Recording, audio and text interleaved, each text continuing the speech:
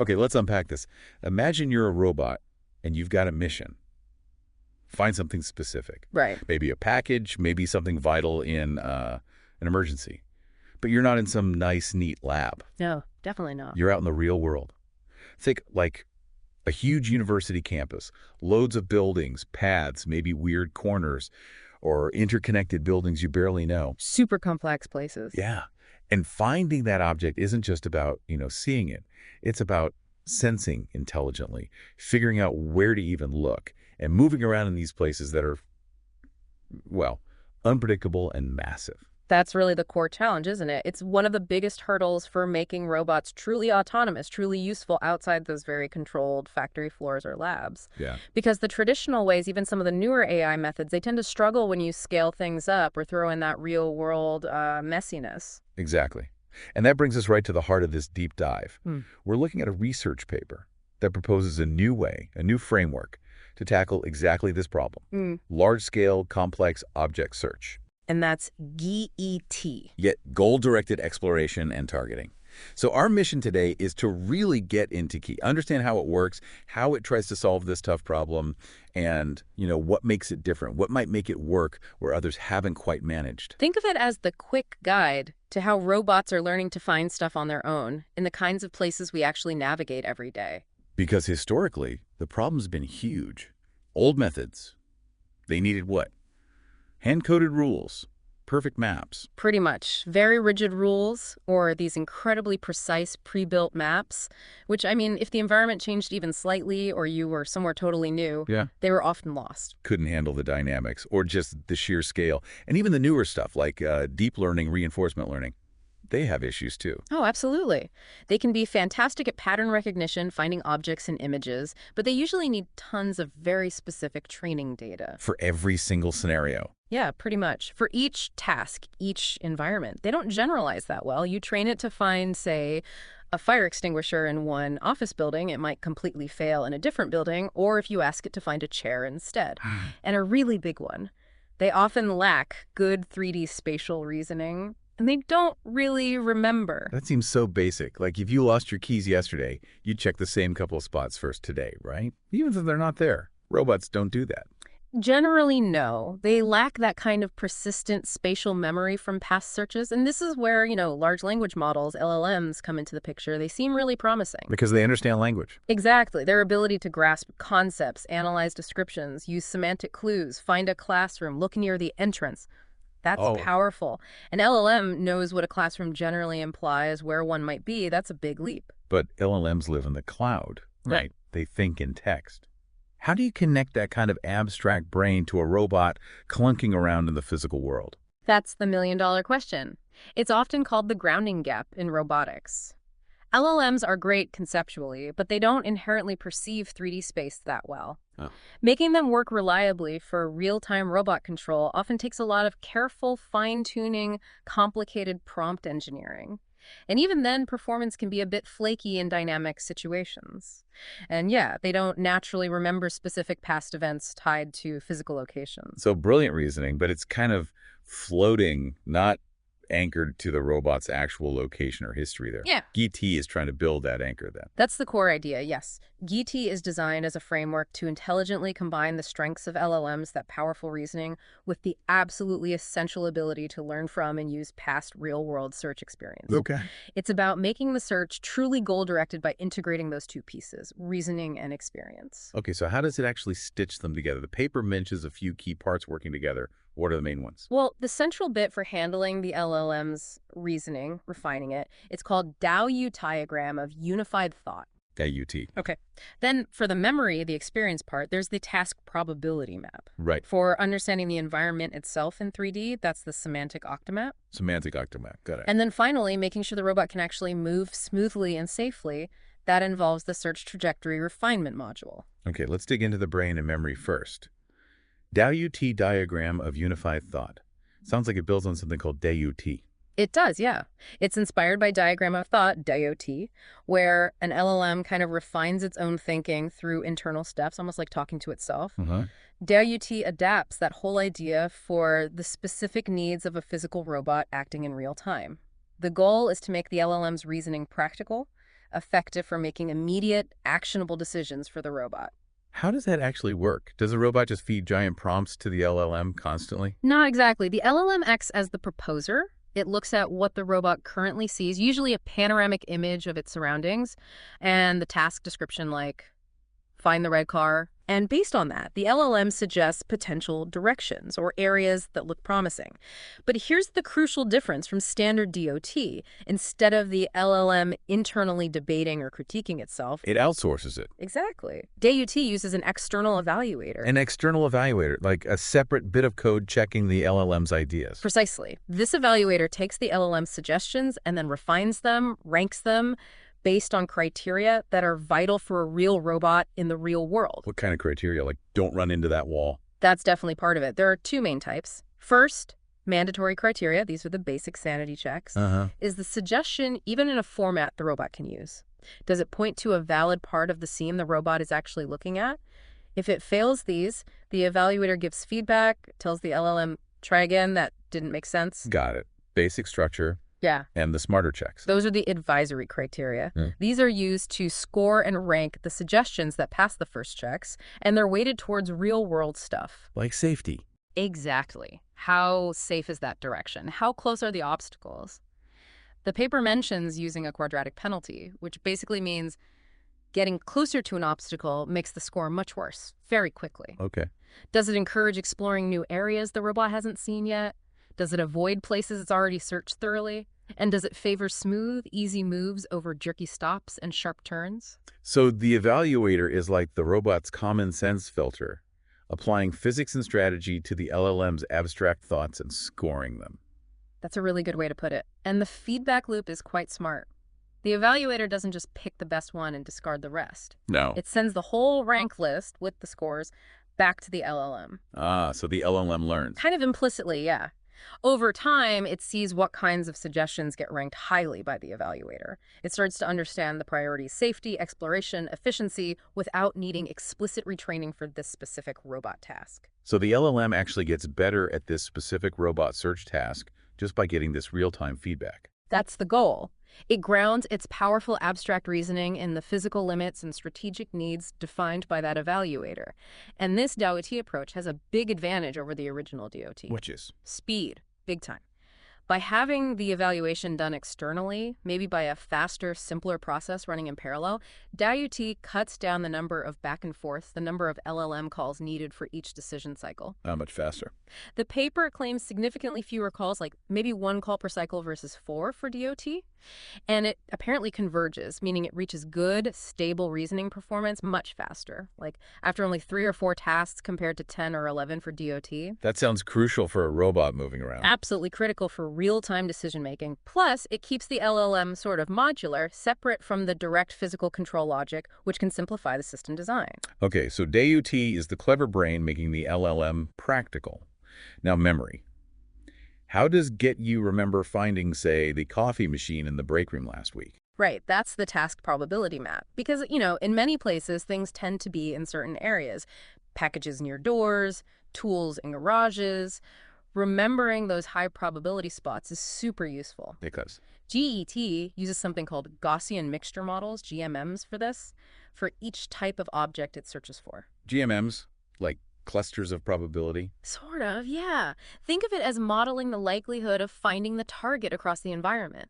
It creates these hotspots based on where the robot successfully found that target before. Each Gaussian part is like a little probability cloud around a successful find location. It captures some uncertainty, too. It doesn't have to be the exact same spot. And how does it build this map? Just drop a pin? It's a bit more dynamic. It updates incrementally. When the robot finds the target, bang, that location gets added to the task probability map for that object type. Okay. If the new location is close to an existing hotspot, it might merge with it, making that hotspot stronger or slightly larger. If it's in a totally new area, it creates a new hotspot, a new Gaussian component. And this is good because it handles uncertainty well, it adapts as more searches happen, and it's a pretty compact way to store this specific spatial memory. It's explicitly remembering, I found that object here before. So we've got the reasoning engine, DIUT, the memory of past finds, task probability map. You also mentioned a map of the environment itself, the semantic octamap. Yes, the semantic octamap.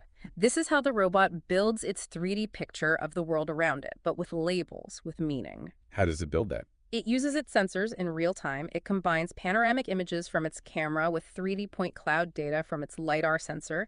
Then it runs vision models, the paper mentions, using grounded SAM and RAM on the images. To recognize things. Exactly, to identify and label objects or regions within that 3D map. So it's not just a map of occupied space versus free space. It knows that's a desk, that's a doorway.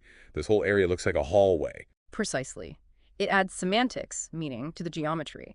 It builds this map incrementally using Bayesian probability, which helps it deal with noisy sensor data and improve the map's accuracy over time. This lets the robot understand the layout and know where regions labeled, say, office or parking lot are located, which is super helpful for search. Okay, makes sense. And the last piece, before we see how it all works together, trajectory refinement. Why need that? This is about practical movement. So GET figures out a general direction or maybe a sequence of points to visit, but the path connecting them, if you just calculated it naively, might be really jerky. Like sharp turns, sudden stops. Exactly. Or it might cut too close to an obstacle, or demand moves the robot physically can't make smoothly. The trajectory refinement module takes that initial path plan. And smooths it out. Yeah, but intelligently. Yeah. It uses something called a dynamic Euclidean sign distance field, or ESDF, fancy name.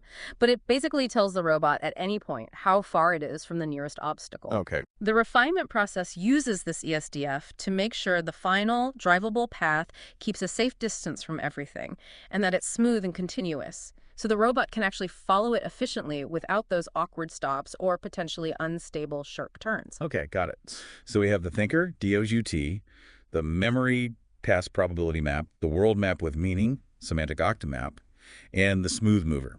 How does GitD actually use these when you say, go find the delivery truck?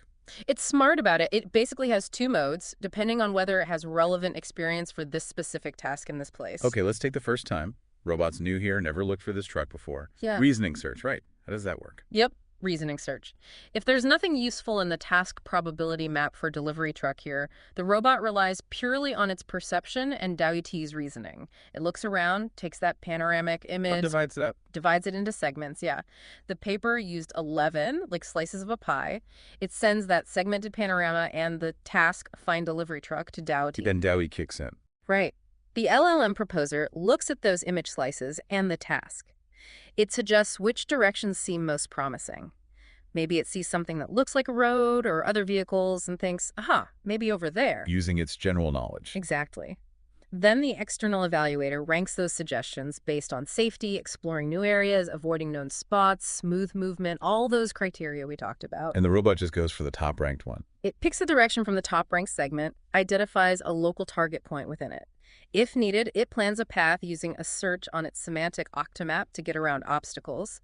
Then the trajectory refinement smooths that path. It heads towards that point, constantly seeing, updating, and repeating the cycle. What if that doesn't work? What if it just keeps picking directions that lead nowhere? Good question. The paper mentions it also includes a strategy to ensure it eventually covers the whole area if this targeted reasoning search isn't finding the object quickly. Sort of a fallback to make sure it doesn't get stuck exploring one useless corner forever. Okay, that's the first pass. What about experienced search? When the robot has searched here before or found this kind of thing. This is where the memory and the semantic map pay off. If the robot does have a task probability map for delivery truck in this location. It checks the hotspots. Exactly. It queries that map. The GMM components give it a list of locations where the truck is most likely to be based on past successful searches. That makes sense. Or even if there's no specific map for delivery truck, but its semantic octamap has areas labeled loading dock or parking area or maybe even specific objects tagged as truck, it can use those locations. So it uses either direct memory or reloaded semantic knowledge from the map. Right. These likely locations become waypoints. And here's the clever part. It then formulates this as a traveling salesperson problem, TSP. To find the best route. Exactly. To find the most efficient tour that visits all these high probability locations, no point wandering randomly if you know the 5 most likely spots. So instead of broad exploration, it's like, okay, plan A is check here, then here, then here in the quickest order. Precisely. The robot then follows the smooth, optimized trajectory for that calculated tour. If it finds the truck along the way, great, mission done. update the map. And if it finishes the tour and still hasn't found it. Then it can switch back to the reasoning search mode, using DAO-U to explore more broadly based on what it sees now. This mix makes it really efficient for repeated tasks or known areas, but still capable of exploring unknowns. It sounds really strategic, combining the best of both worlds. Yeah. But does it actually work Yeah. in the real world? What did the experiments show? They really put it through its paces. They used a real robot in two pretty large, complex environments. One was a big outdoor campus area, like 320 by 210 meters. Vehicles, people, the works. Task: find a specific target vehicle. Challenging. And the other was a mix of indoor-outdoor interconnected buildings, about 200 by 100 meters. Task: find a specific classroom. They compared GAVIT against several other established robot search methods. Okay, the benchmarks. And how did GetAE do? The results looked really strong. Get significantly outperformed the benchmarks in pretty much every test. Both environments, first-time searches, repeated searches. How are they measuring performance? Mainly efficiency. So path length, how far did the robot actually have to travel, and search time, how long did it take to find the target.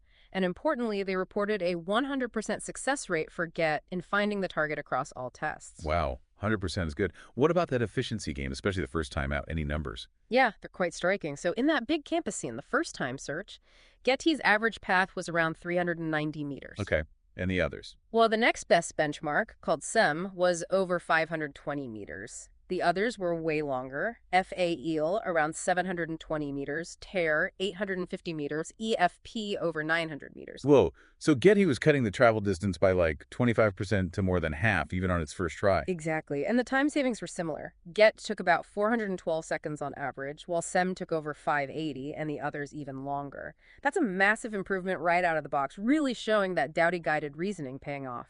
And was it similar in the building environment? Even more dramatic there, actually. AT's first search path was about 190 meters on average. The benchmarks, they were all bunched up between 380 and 490 meters. So less than half the distance again? Yep. And search time was almost halved compared to the next best method. Okay, so the reasoning part is clearly effective. What about when memory kicked in for repeated tasks? That's where GATE really cemented its lead, especially if the task was identical, same start, same target.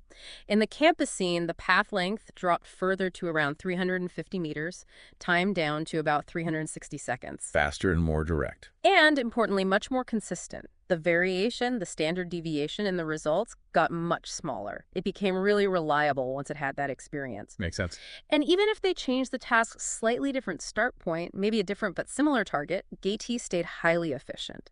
Path lengths were very close to the identical task numbers. It showed it could adapt using that learned spatial memory.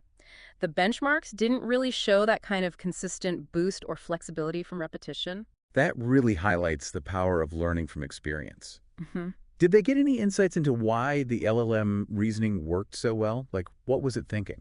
Yeah, they give some examples based on DAO-U's process. In the campus scene, for instance, if the robot's camera saw other cars in one direction, The LLM would say, go that way. essentially, yes. It would prioritize exploring that direction, reasoning that looks like a parking lot, high chance of finding the target vehicle there. So it's using that common sense semantic understanding. Exactly.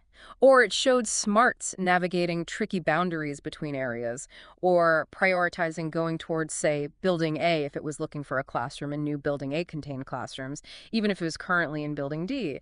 It's leveraging that high-level knowledge for smarter exploration. This sounds incredibly powerful. Yeah. But running LLMs, complex vision stuff, Hmm. isn't that computationally heavy for a robot in real time? That's always a concern, yeah. And they did report the times for different parts, like processing the whole panorama for semantic segmentation took nearly 2 seconds. Getting a GPT-4 response took maybe half a second, so not instant. Right. But the argument is that the framework is designed to handle this. They manage it partly by being smart about when they do the really heavy computations, like detailed semantic matching. But the bigger factor seems to be the quality of the decisions. How so? Because the LLM, guided by DAO-U, makes such good suggestions, the robot wastes less time going down blind alleys, it makes fewer wrong turns, takes fewer unnecessary steps. So even if individual reasoning steps take a fraction longer, the overall time to find the target is much, much shorter compared to methods that explore less intelligently. So the smarter decisions lead to overall efficiency that outweighs the per-decision cost. And DAO-U is key there. Absolutely. The paper really stresses DAO-U's role in making this practical. faster convergence, fewer LLM calls. That's what makes it viable for real-time robotics. And they showed it worked well with different LLMs too. GPT-4o, its mini version, LearnLM, Moonshot AI, suggesting the approach is adaptable. Okay, so let's zoom out. We've gone deep into GATE. What does this all mean for you, the listener, trying to keep up with where this tech is going? I think it shows a really solid practical step forward. It's about making robots genuinely useful for complex tasks, like finding things and the kinds of big, messy, everyday places we live and work in. Moving beyond the lab. Exactly, moving into campuses, office buildings, maybe parks, industrial sites, the real world. And why should you care about robots getting better at finding stuff? Well, think about the applications. Search and rescue in disaster zones, finding people or specific items. Autonomous delivery bots navigating busy city centers or huge warehouses. Robots inspecting large infrastructure like bridges or pipelines. Or even just service robots at home or in the office. Potentially, yeah. Being able to reliably find a specific tool or navigate to a specific room efficiently, that's fundamental. Making this search process way more efficient and reliable is what actually makes these applications feasible, safe, and economically viable. It feels like GET is really bridging that gap we talked about. It really is. Between the abstract smarts of LLMs and the physical reality of a robot moving, sensing, and acting in the world. And crucially, letting it learn from experience, kind of like we do. So to wrap it up quickly, DT looks like a very promising framework for robot search. It combines LLM intelligence, made practical by DayUT, with a learned memory of where things tend to be the task probability map. Right. Which lets robots explore big, unknown places or revisit known ones much more efficiently, finding targets faster and more reliably by using both reasoning and experience. It's a strong demonstration of how these embodied systems can leverage high-level understanding from language models, ground it in real-world sensing and memory, and make smarter decisions for tough physical tasks. Which kind of leaves us with a final thought to chew on. As these LLMs get even smarter, their world knowledge even deeper. What other really complex real-world problems, beyond just searching for objects, could robots start tackling effectively by combining that kind of reasoning with sensing and learned experience, using frameworks maybe like GET or inspired by it? Where does this combination of thinking, seeing, and remembering take us next?